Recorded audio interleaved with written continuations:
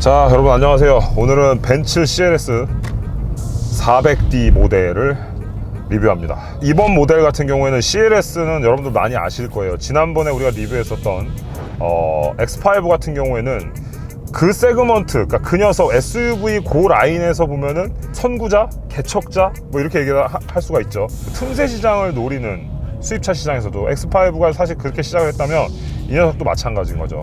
쿠페의 디자인이 뭔가 예뻐. 근데 문짝이 두 짝짜리니까 가족을 탈 수가 없어. 그런 부분에서 디자인적으로 뭔가 쿠페의 느낌을 내면서 만들었던 녀석이 이 틈새 시장을 노린 것들이 이 벤츠에서 CLS 모델을 만들어냈죠. 이 녀석이 결국은 지금 현재 3세대까지 왔고요. 1세대가 2000년대 초반에 나왔었죠. 제가 이번 3세대 모델 디자인적으로 봤을 때는 저는 개인적으로 이 3세대 디자인이 별로인 것 같아요. 옆모습은 괜찮거든요.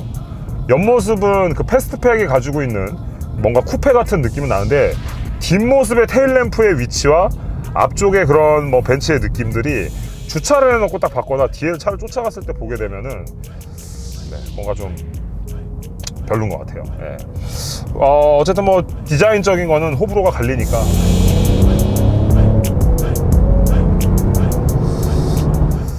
자, 그리고 실내 쪽으로 들어와서 좀 얘기를 해보려고 하는데 이 스티어링으로 딱 봤을 때는 뭐 그냥 벤츠를 탔구나. 그리고 검정색과 메탈을 굉장히 잘 분포를 하면서 굉장히 좀 고급스러운, 그리고 전체적인 디자인의 이런 레이아웃들이 제가 타고 있는 아우디보다도 훨씬 더 뭔가 고급스러워 보여요. 레이아웃도 그렇고 이런 송풍구라든지 이런 것들이 전체적인 디자인, 그리고 대시보드 쪽 보면은 앞쪽에서 보면 여러분들 아실 거예요. 스타일들이 이제 뭐 이렇게 떨어지는 미끄럼틀처럼 떨어지는 녀석들이 있고 이렇게 튀어나온 녀석들이 있는데 이 녀석 같은 경우는 이런 식으로 좀 안으로 붙여서 이 공간이 뭔가 좀 넓어진다라는 느낌을 보여주게 되거든요. 그리고 이런 전체적인 레이아웃이 굉장히 고급스러워 보이는 건 사실이다. 하지만 이런 스티어링에 들어가 있는 가죽 재질과 여기도 가죽이나 이런 스티치가 가죽이 굉장히 고급스럽지는 않아요. 그랜저 정도 급에서 보는 가죽 재질, 그런 느낌이 듭니다. 그리고 이런 시트 같은 경우도 이렇게 만져보면은 비싼 가죽이 아니에요. 그러니까 가죽이다. 그냥 우리 가죽 시트 씌웠다 뭐 이런 느낌을 굉장히 가지고 있어서 좋아 보이진 않습니다. 하지만 뭔가 스포티함을 강조하는 느낌으로 영화에서 보면은 그 슈퍼히어로들이 딱 검정색 옷을 입으면은 약간 근육을 없는데 근육을 이제 옷 모양으로 만들어진 상태 있잖아요. 지금 약간 이게 그런 느낌이에요.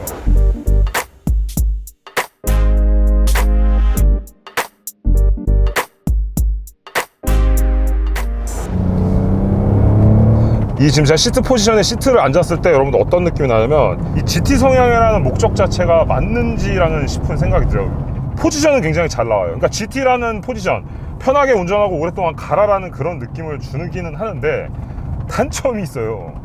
시트가 너무 딱딱해. 진짜 너무너무 딱딱해요. 여러분 어느 정도의 느낌이냐면, 여러분 기억나실지 모르겠어요. 우리의 아버님 세대 때 엉덩이나 허벅지에 땀이 찬다고 대나무 시트를 하셨던 거 기억나시는지 모르겠어요. 첫 느낌이 시트에 딱 앉자마자의 첫 느낌은 대나무 시트에 내가 앉아있는 듯한 그런 느낌을 받는다는 거죠. 예. 그러니까 포지션은 GT고요. 착좌감은 대나무 시트.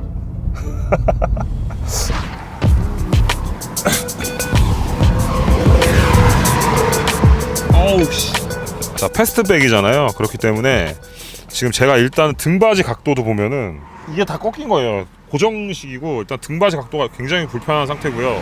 문제는 뭐냐면 어쩔 수 없이 제가 좀 이거 몸을 세울 수밖에 없는 상황인데 머리가 이렇게 완전히 껴있는 상태로 지금 타야 된다는 거죠. 그러니까는 이 머리가 어쨌든 안 닿게 하려면 뒤에가 더 눕는다면은 좀 더 편안한 승차감이 될 텐데, 그러니까 이게 어쩔 수 없이 디자인 때문에 안 된다면 등받이 각도를, 지금 트렁크가 굉장히 크거든요.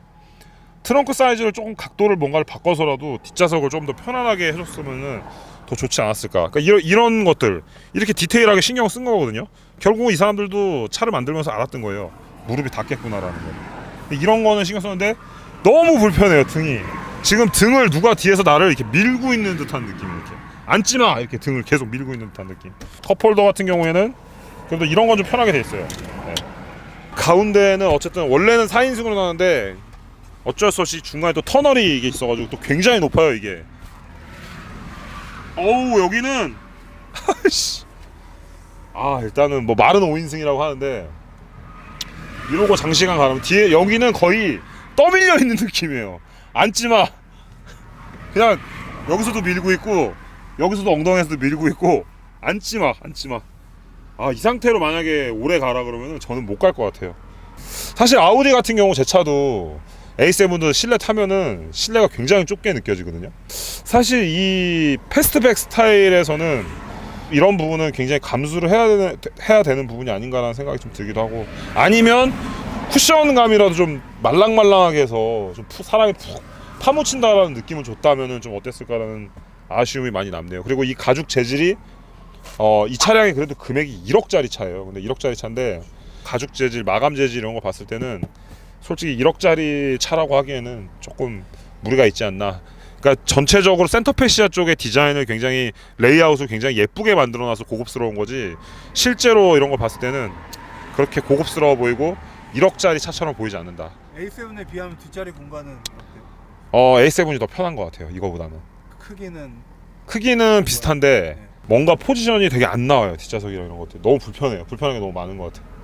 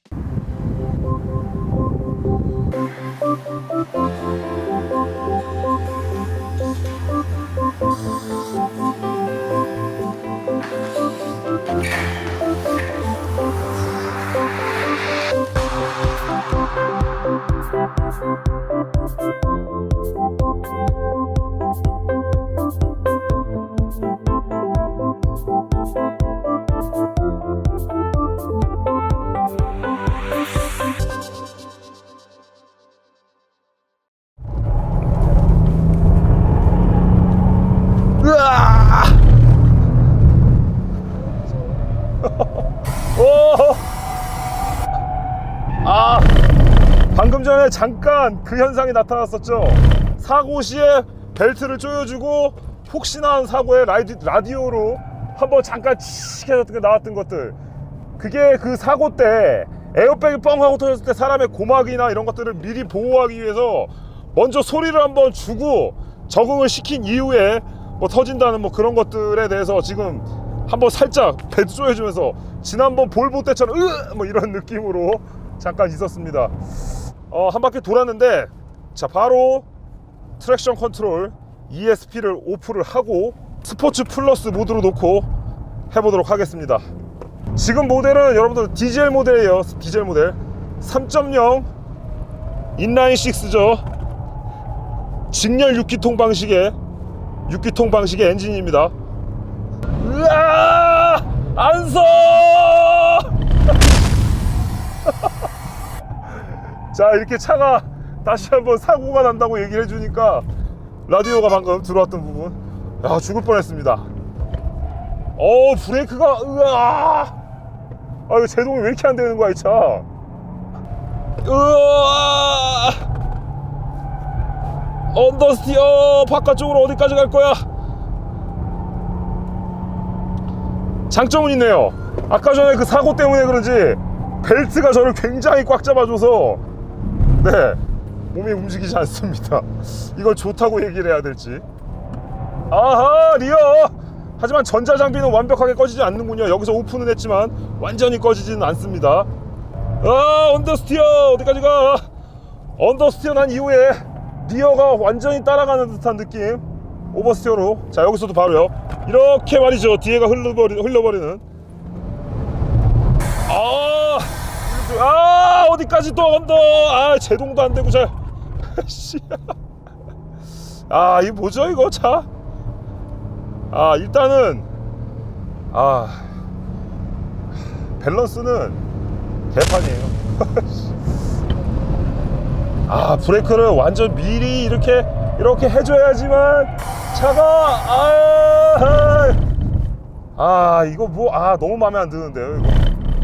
차가 일단 잘 안 서요. 어우 씨, 사륜구동 별로입니다. 사륜 포매틱 방식도 별로고요.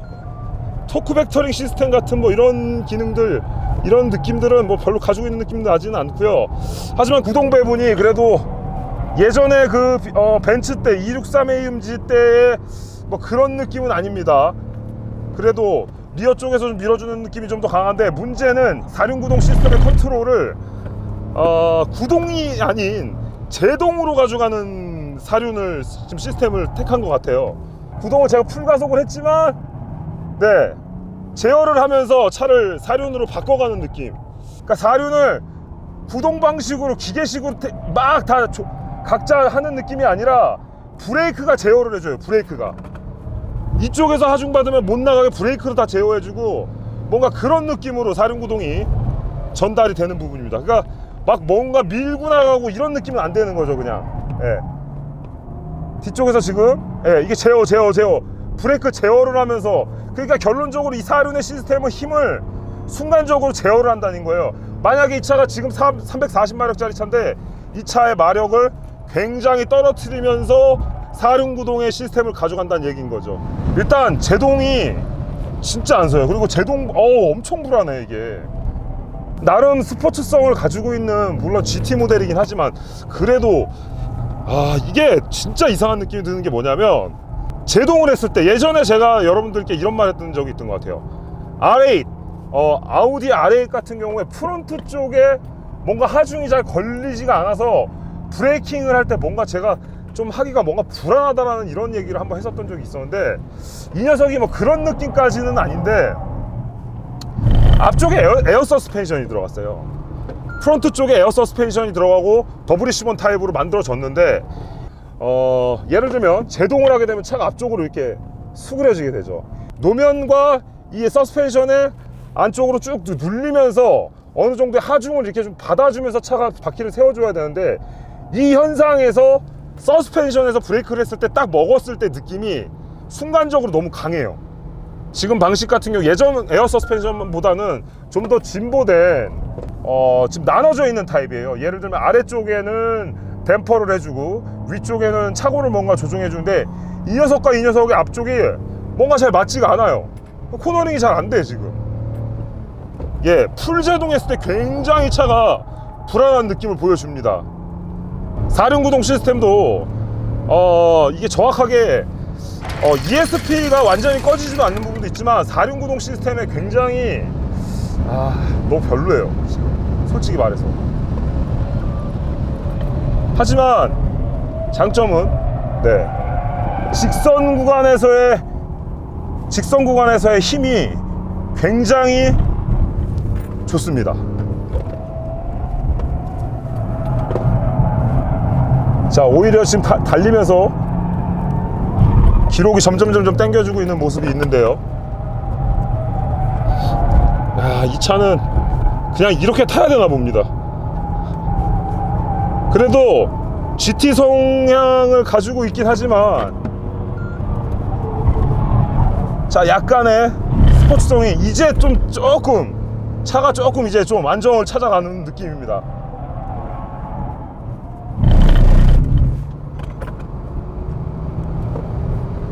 자, 지금 기록 좀 낸 김에 한번 좀 찍어 볼게요.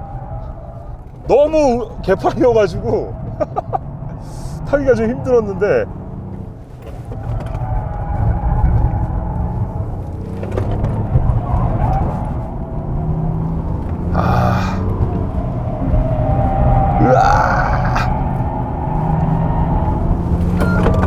베스트랩 나온 김에 한번 찍어 보겠습니다. 지금 현재 타이어에는 구디어 이글 F1 차량이, F1 타이어가 들어가 있습니다.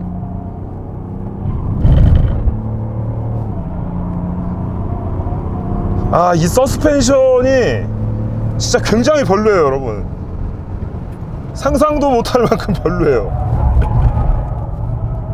진짜 별로예요. 자, 일단 기록에나 한번 내보죠. 자,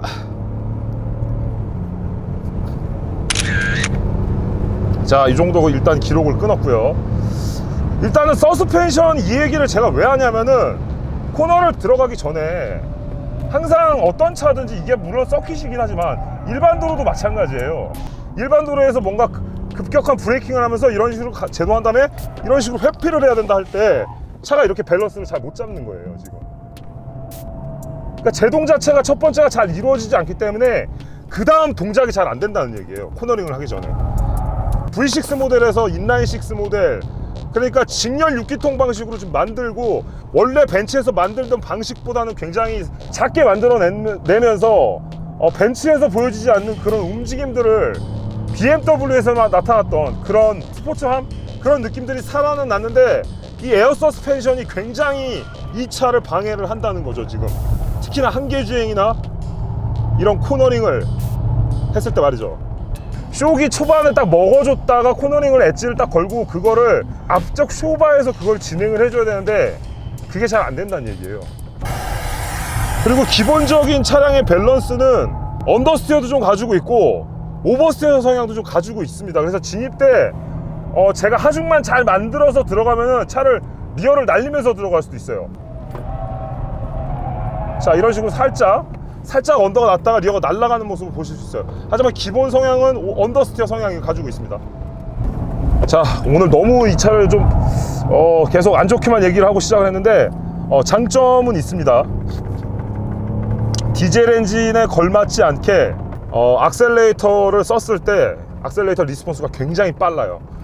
그리고 이 나인즈 트로닉 미션이 반응 속도는 솔직히 우리가 계속 봐왔던 ZF에 비해는 솔직히 조금 떨어져요. 하지만 이 9단 미션이라는 녀석이 기어비를 굉장히 촘촘하게 만들어주면서 이 얼마 쓰지 못하는 디젤 엔진의 가장 큰 단점이 얼마 쓰지 못하는 그 RPM 영역대에서 이 숏기어, 그러니까 9단에서의 숏기어와 어느 정도 매칭이 돼 있어서 그래도 답답하지 않을 만큼 어느 정도 맞췄다라고 말씀을 드리고 싶어요. 그러니까 하지만 서스펜션 세팅이 굉장히 마음에 안 들어서 지금 굉장히 안 좋게 말씀드리지만 실제로는 이 파워트레인 쪽에서는 그래도 열일했다.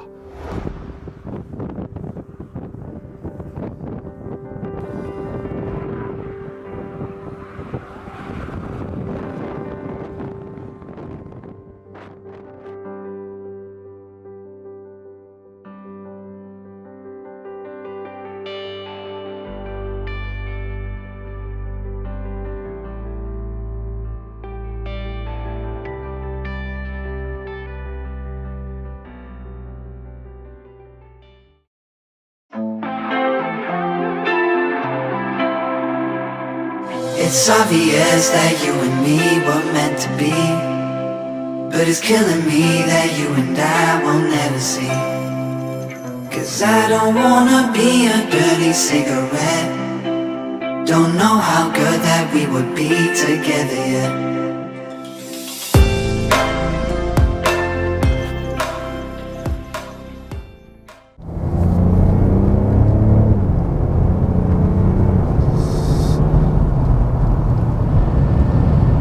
근데 이 직진 안정성은 진짜 에어 컨트롤 바디 시스템이 사실 코너링이나 이런 데서는 좀 별로였는데 에어 컨트롤 바디가 직선에서만큼은 굉장히 좋아요. 진짜 직선화에 굉장히 잘 맞춰진 서스펜션 세팅인 것 같습니다. 사실 전 세대 같은 경우에는 에어매틱 방식이라 해가지고 에어 서스펜션이 통이 하나였었어요. 쇼 쪽에 스프링 대신에 역할을 해주는 녀석이 한 챔버가 하나 이렇게 이런 방식으로 돼가지고 이 한 통 하나에서 차고도 맞추고 범프 압력 이렇게 일반도로 다닐 때 이제 범프 리범프 이런 것도 맞추고 뭐 잔진동도 걸러야 되고 아무튼 여러 가지 것들을 굉장히 많이 했었던 부분이 있었는데 이 에어바디 컨트롤 방식 같은 경우는 이제 멀티 방식이에요. 예를 들면 그러니까 멀티 챔버, 트윈 챔버 뭐 이런 식으로도 얘기해서 요새는 나오는데 결국은 업그레이드가 된 거죠. 그 리범프를 따로 주는 그런 방식으로 예를 들면 된 거예요. 자, 이 두꺼운 놈 챔버가 하는 역할은 코너링을 했을 때 혹은 범프 압력 큰 것들을 받았을 때 그 녀석들이 해주는 역할을 해주고요. 위에 달린 놈들은 그 리범프 스프링처럼 이 녀석이 자갈밭이나 좀 노면이 아주 울퉁불퉁해 잔진동으로 이렇게 자갈자갈 이런 느낌 있잖아요. 그런 데서 좀 잡아주는 역할을 해주는 게 있다는 거죠. 그리고 이 녀석이 해주는 역할이 차고를 조절을 또 해주는 부분도 있어요. 그래서 예를 들면 120km가 넘어가면은 차 자체가 고속 영역이라고 생각을 하고요. 그 고속 영역대에서 차고를 한 1.5cm 정도 차를 낮춰서 무게중심 자체를 살짝 내려준다라는 뭐 그런 메이커사에서 발표가 있는 부분이 있었습니다. 하지만 뭐 모르겠어요. 달릴 때는 잘 느끼기가 힘드네요. 어쨌든 차고를 그렇게 내려줌으로 해서 좀 더 안정적인 느낌을 줄 수 있는 건 사실이겠죠. 하지만 문제는 트윈 챔버 방식으로 들어가면서 제대로 세팅이 되지가 않았어요. 이게 일반 도로에서는 그런 느낌을 잘 못 받아요. 근데 하지만 급격한 코너링이나 무언가에 내가 위험한 상황에서 뭔가 빠져나가려고 할 때 생각하시는 것보다 여러분들이 제동을 하면서 스티어링을 먹었을 때 잘 먹지 않는다는 거예요. 그러니까 멀티 챔버 타입으로 오면서 세팅이 아직은 완벽하지가 않다라는 느낌을 말씀드리고 싶은 거예요. 그냥 편안하게 GT 모드로 고속에서 고속 크루징을 할 때는 굉장히 괜찮습니다. 굉장히 말캉말캉하고 그러면서 고속도로를 달려도 안정적인 주행적인 느낌을 준다는 거죠. 그래서 사실 지금 굉장히 빠른 스피드로 달리고 있는데 사실 되게 빨리 달리는지도 잘 모르겠어요. 지금 사실 모드가 컴포트 모드인데 이 컴포트 모드 상태에서도 차가 굉장히 안정적이라는 거예요. 굉장히 편해요, 진짜. 이게 GT지. 이게 바로 에어 컨트롤 바디지. 이렇게 느끼실 거예요. 일반적으로 느끼셨을 때는 말이죠. 네. 스포츠 모드로 딱 놓게 되면은 어떤 게 되면 스티어링이 일단 조금 묵직해져요. 그래서 스티어링 반응이 약간 빨라지는 듯한 이런 느낌을 가져가게 됩니다. 그리고 스포츠 플러스로 딱 놓는 순간은 네, 댐퍼 압력이 하드해지는 느낌이 나요. 네. 이 에어 주머니, 에어 챔버는 그대로 있는 느낌인데 감쇄력이 굉장히 올라가는 느낌을 좀 주는 부분이 있습니다. 쇼급쇼바가 굉장히 단단해지는 느낌이 난다는 거. 하지만 우리가 흔히 아는 스포츠성의 그런 민첩함 정도는 아니에요. 그러니까 쇼급쇼바의 세팅이 챔버 자체가 가지고 있는 영역대에 자신의 영역대의 챔버 역할을 해주기 때문에 그 이상을 넘어가지는 못한다는 거죠. 자, 엔진 사운드입니다.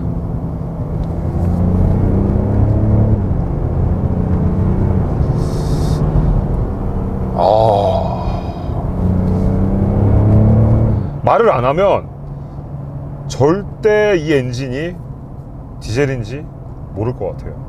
디젤 차를 꺼려 하시는 분들이 굉장히 희소식이라고 말씀드리고 싶어요. 디젤을 싫어하시는 분들이 사실 정해져 있어요. 그 4기통의 디젤 딸딸딸딸딸딸 이 소리하고 굉장히 그 기분 나쁜 그 화물차를 탄 듯한 그 진동 느낌 때문에 디젤 차를 사실 꺼려하고 에이 나는 키로수 얼마 안 되니까 그냥 개솔린차 사지 뭐 이렇게 생각하시는 분들이 계시거든요.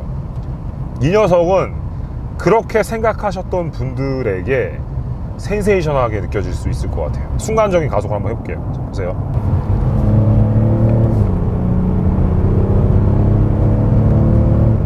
자, 이렇게 순간적 가속을 했을 때 고RPM을 지금 순간적으로 쓰게 되잖아요. 디젤차 특유의 고RPM을 썼을 때 그 약간 까랑까랑한 그 지저분한 느낌이 나는 게 있거든요. 지금 이 녀석에서는 그런 느낌이 전혀 나지 않고 있어요. 자, 그리고 바디앤 셰시 쪽으로 좀 얘기를 해보면은 이 바디앤 셰시 쪽의 느낌은 네, 뭐 그냥 수입차, 네, 그냥 헐겁지는 않고요. 그렇다고 굉장히 하드하지도 않고, 네, 바디앤 셰시는 그냥 쏘쏘라고 말씀드리고 싶고요. 뭐 막 대단하게끔 뭐 그렇게 느껴지지도 않습니다. 네, 그냥 그래도 괜찮은 편이다라고 말씀드리고 싶고요. 그 다음에 제동 능력이 일단은 이 지금 꽂혀 있는 구디어 이글 F1 타이어 있죠. 이게 일단 진짜 거지 같아요. 이 타이어가 일단 너무 해주는 게 없어, 이 차한테. 그래서 브레이크 성능도 더 이상하게 느껴지는 부분이 있었던 것 같습니다. 브레이크 제동은 진짜 별로다. 굉장히 별로예요. 타이어도 타이어인데 제동 자체도 굉장히 쓰레기 같습니다.